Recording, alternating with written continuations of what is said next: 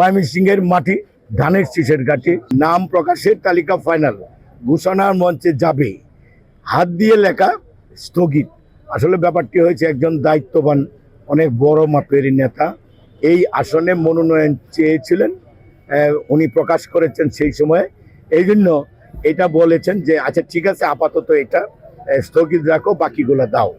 পরবর্তীতে সাথেই পরক্ষণেই তারা সিদ্ধান্ত নিয়েছেন না, যার নাম প্রকাশ করা হয়েছে তিনিই এখানে মনোনয়ন চূড়ান্ত বলে আগামী দিনে প্রকাশ হবে।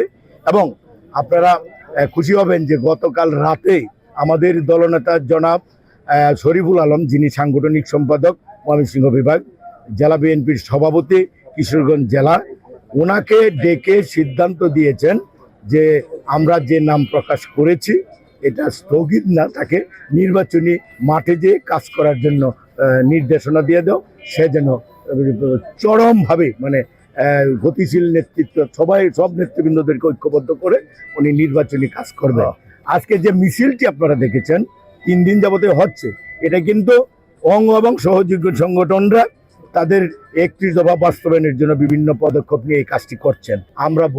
আমরা একসাথে ধানের শীষকে বিজয়ী করার জন্য, ধানের শীষের প্রার্থীকে বিজয়ী করার জন্য, জনাব তারেক রহমানকে বিজয়ী করার জন্য, বেগম খালেদা জিয়াকে আবারও খালেদা জিয়ার সরকার বাংলাদেশে প্রতিষ্ঠিত করার জন্য আমরা ঐক্যবদ্ধভাবে আমরা কাজ করবো ইনশাআল্লাহ। আমি ইতিমধ্যেই দলের হাইকমান্ডের নির্দেশে কাজ করছি। আরেকটি ব্যাপার তো আপনারা জানেন যে 2018 সনে আমাকে মনোনয়ন দিয়েছিলেন। এই সদর আসন বাংলাদেশের সর্বোচ্চ 2য় স্থান অধিকার করেছে। টেলিভিশনের ঘোষণা অনুযায়ী আমরা শুনতে পেরেছিলাম যে ধানের শীষ 1,57,000, কোনো টিভিতে 1,54,000, কোনো টিভিতে 1,32,000। পরবর্তীতে আপনারা দেখেছেন স্বৈরাচারী কাদায় এবং ফ্যাসিস্ট সরকার রাজত্ব কায়েম করার জন্য সেই তথাকথিত ফ্যাসিস্টের দূষর রৌশন এরশাদকে, যিনি পরবর্তীতে আমরা বিভিন্নভাবে জানতে পেরেছিলাম উনি মাত্র 25,000 ভোট পেয়েছিলেন, সেইখানে ওনাকে 2,43,000 ভোট দিয়ে জয়যুক্ত করে সেই ফ্যাসিস্টের অংশগ্রহণ টিকিয়ে রাখার জন্য একটি ব্যবস্থা করেছিলেন।